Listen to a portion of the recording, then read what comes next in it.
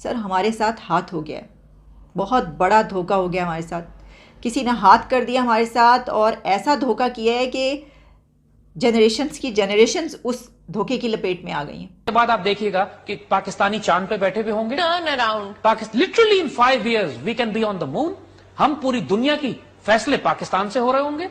We'll be the super power of the world in 5 years। I guarantee you 5 पहली समाई adjustment की मद में 4 रुपए 45 पैसे फी यूनिट, दूसरी समाई की मद में 1 रुपया 55 पैसे फी यूनिट। साल के बाद आप देखिएगा कि पाकिस्तानी चांद पे बैठे हुए होंगे। Turn around Pakistan, literally in 5 years we can be on the moon. हम पूरी दुनिया की फैसले पाकिस्तान से हो रहे होंगे। We'll be the super power of the world in 5 years। I guarantee you 5। आटे की जो कमी है, आटे की जो किल्लत है, शॉर्टेज है, वो उसी तरह से है और लोग काफी परेशान है। रमजान में भी लोगों के घरों में सुई गैस जो है, यानी जिसपे अब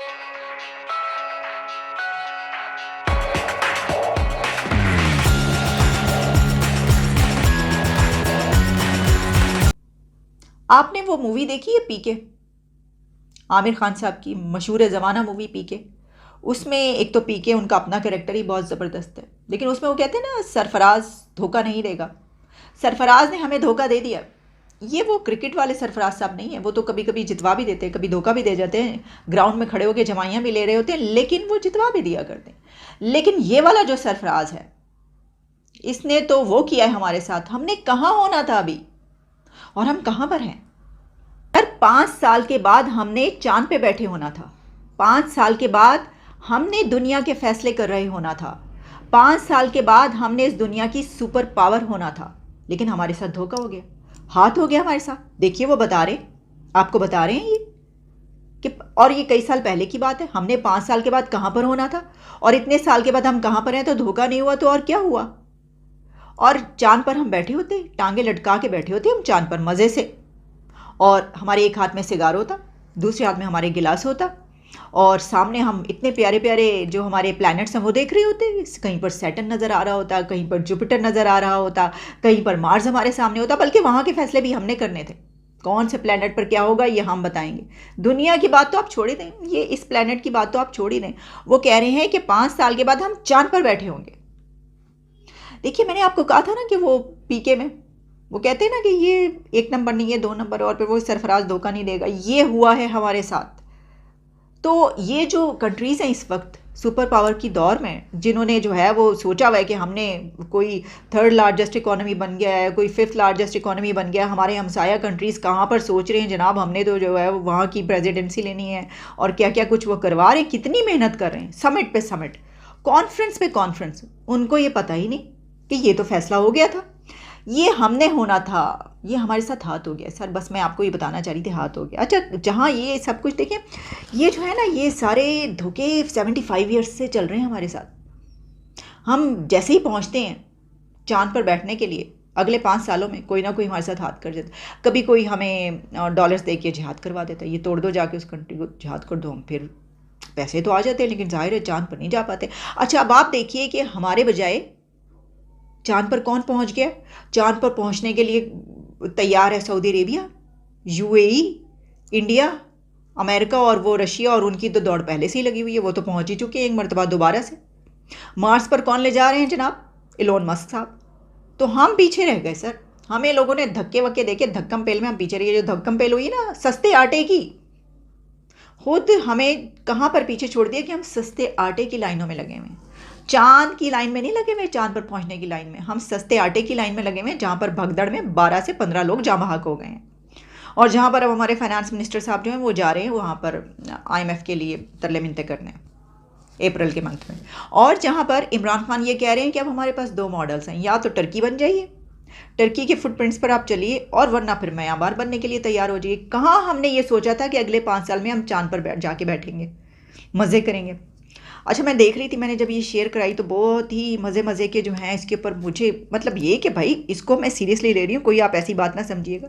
ऐसे ऐसे कमेंट्स, मतलब क्या लोग क्या क्यों करते हैं इस तरीके से। किसी ने लिखा हुआ है, so is the 5 year time frame completed और नॉट। सर ये तो आप उनसे पूछिए जाके जो कह रहे हैं, मैं इसके बारे में क्या कह सकती हूँ आपको। फिर जनाब किसी ने कहा है कि जब मैं कॉलेज टाइम में ज़ैद हामिद साहब को सुनता था तब मैं भी यही समझता था, फिर मैंने खुद रिसर्च करके हिस्ट्री पढ़ना शुरू कर दी, पाकिस्तान भी और इस्लामिक हिस्ट्री भी। हो ना। अब ये है वो धोखा। ये मैंने कहा ना, जनरेशन्स के साथ धोखा। भाई ये देखो, बेचारे आगे बता रहे, इल इन्फॉर्म्ड हैं, कोई इनका नाम है, और इन्होंने ये लिखा है कि मैं भी पहले यही समझता था। उनको बताया जो जा रहा था 5 साल का, वो यही समझ। वाह वाह भाई, क्या बात है, हमारे स्कॉलर्स, हमारे हीरोज हमें बता रहे हैं जिनको हमने हीरो समझते हैं। तो वो धोखा हो गया उनके साथ। भाई सरफराज धोखा नहीं देगा, धोखा हो गया, सरफराज ने धोखा दे दिया। फिर इसके बाद हम मुस्तफ़ा चौधरी साहब, हमारे बड़े आइकॉनिक कमाल के एक्टर हैं, और कॉमेडी तो कमाल की करते हैं। उन्होंने लिखा है, चांद पर बैठने का जो नक्शा चाचा ने खींचा है, इससे लग रहा है चांद के कोने पर बैठकर पाँव नीचे लटके हुए हों और चाय चल रही हो। देखिए, ये बिल्कुल वही नक्शा उन्होंने खींचा है जो मैं आपको बताने की कोशिश कर रही थी। उन्होंने चाय लिख दिया, हमने कहा ग्लास होगा। एक ही बात है ना, आप कॉफ़ी ले सकते हैं, कॉफ़ी का कप ले सकते हैं, चाय ले सकते हैं। तो सर इसी के साथ जो है वो कुछ लोगों ने ये पूछा है कि ये कौन सा वाला करते हैं, कौन सा वाला करते हैं, बताएं ज़रा। मतलब इतना को आगे जो पहुंचा दे, सीधा ही चांद पे पहुंचा दे आपको, तो ये तो पूछने वाली बात है। लोग चूल्हा समझे के उसके ऊपर खाना शाना जो बनाया जाता है, तो सुई गैस नहीं आ रही ना शहरी में और ना ही अफ्तारी टाइम पे। लोग काफी ज्यादा परेशान हैं। आटा जो दिया जा रहा है गवर्नमेंट की तरफ से, उसके लिए गवर्नमेंट के अपने ही लोगों का कहना है कि उसकी क्वालिटी इतनी खराब है कि कोई नहीं खा सकता। इसके बावजूद लोग पहुंच रहे हैं वो फ्री आटा लेने के लिए, और कई लोगों की अभी तक जाने जा चुकी हैं। कराची में भी 2 दिन पहले तकरीबन 14 के करीब लोगों का बताया गया, जिसमें फीमेल्स भी शामिल हैं और बच्चे भी शामिल हैं, जिनकी जाने गई हैं। गवर्नमेंट को चाहिए कि अगर आटा देना ही है और देने की उनकी हिम्मत है, तो फिर कोई तरीका ऐसा बनाए जिससे कम से कम लोगों की जाने तो ना जाए।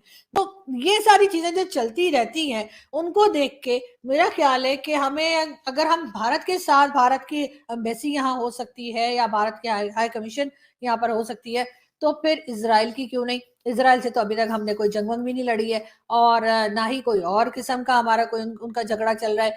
तो अगर हम उनके साथ तिजारत कर सकते हैं, उनके वहां पर हम अपने ड्राई फ्रूट्स और दूसरी चीजें भेज सकते हैं, वहां से चीजें मंगा सकते हैं, तो फिर जनाब हम आखिर इजराइल में जा क्यों नहीं सकते, उनसे दोस्ती क्यों नहीं कर सकते, उन्हें तस्लीम क्यों नहीं कर सकते। मेरा ख्याल है कि पाकिस्तान को इजराइल को तस्लीम कर लेना चाहिए, और वैसे भी अगर आप नहीं भी तस्लीम करेंगे तो इजराइल का कुछ नहीं बिगड़ रहा, वो बहुत अमन से हैं, और हमें उनको आराम से रहते देखकर थोड़ी सी टेंशन हो रही है। इसलिए मेरा ख्याल है कि उन्हें तस्लीम कर लीजिए, ताकि हमारे लोग वहां भी जाना शुरू करें और फिर उन्हें भी पता चले कि हम भी यहाँ ही हैं। खैर कोई बात नहीं, वो तो उन्हें वैसे भी पता ही देंगे हम लोग। हम जी साहब का कहना ये है कि जी जो जर्नलिस्ट और मीडिया के लोग जी जजेस के बारे में उल्टी सीधी बातें कर रहे हैं ना, उनकी हम लिस्ट बना रहे हैं, और जब हमारी गवर्नमेंट आएगी तो फिर हम उनको चुन चुन के देख लेंगे और उनका बायकॉट भी करेंगे। यानी ये कहना है फवाद चौधरी साहब का। इस बात से मुझे याद आया कि वैसे तो खैर बहुत सारी चीजें हैं, और हम तो जजेस के बारे में बात भी नहीं करते। ये और बात है कि इस वक्त के जो चीफ जस्टिस साहब हैं, ये देखिए ना, पुष्पा, आई हेट टीयर्स, बिल्कुल, या मुझे लगता है रो पड़ेंगे ये। लेकिन कौन सी सियासी जमात के मंशूर में लिखा है कि सुप्रीम कोर्ट का बेंच वो बनाएंगे? कौन सी दुनिया के कोई एक मुल्क बताए कि जहां हुकूमत की 13 जमातों का इजलास हो और वो कहें कि सुप्रीम कोर्ट का बेंच मेरी मर्जी से होगा वरना हम सुप्रीम कोर्ट को नहीं मानते? ये अज खुद तौहीन अदालत है। ठीक। बदकिस्मती है कि इस मुल्क को इस तरह तकसीम दर तकसीम कर दिया गया है। मुशर्रफ ने कब हमला किया था? इफ्तिखार चौधरी साहब का कोई इतना माजी शानदार नहीं था, वो एक डिक्टेटर थे मुशर्रफ। लेकिन ये तो सिविल डिक्टेटरों ने एक कुरान पाक की तलावत शुरू करके हुए उमर अताब बंदयाल जैसे लोगों को धमकियां, खौफनाक धमकियां। मोहतरमा मरियम औरंगजेब साहब का बयान पड़ा है, नवाज शरीफ साहब का पड़ा है, राना सनाउल्लाह साहब का पड़ा है। वो ये लगड़ बगड़ होते कौन है भाई कि एक जज से बार पर आप इख्तलाफ करें, उसके फैसलों पर इख्तलाफ होता है। लेकिन इस तरह की वहशियाना, ये मैं समझ रहा हूँ 97 से ज्यादा बड़ा हमला है सुप्रीम कोर्ट पर। ये वकला बरादरी से हमें तो एक उम्मीद थी कि वकला बरादरी अगर अदलिया पर हमला होगा तो हर अवल दस्ता होंगे, ये इन्हें सोचना है। कल को इन्हीं में से लोगों ने वकला में से ही सुप्रीम कोर्ट या हाई कोर्ट में जज बन के जाना है। एक इश्तिहारी बंदा 4 साल से मुल्क में इलाज की गरज से गए हैं और वो फरमाते हैं ये 3 जज मुझे नहीं पसंद। तो ये तीनों जज साहबान, जब कासम सूरी साहब की रूलिंग थी, ये बीच में थे, तो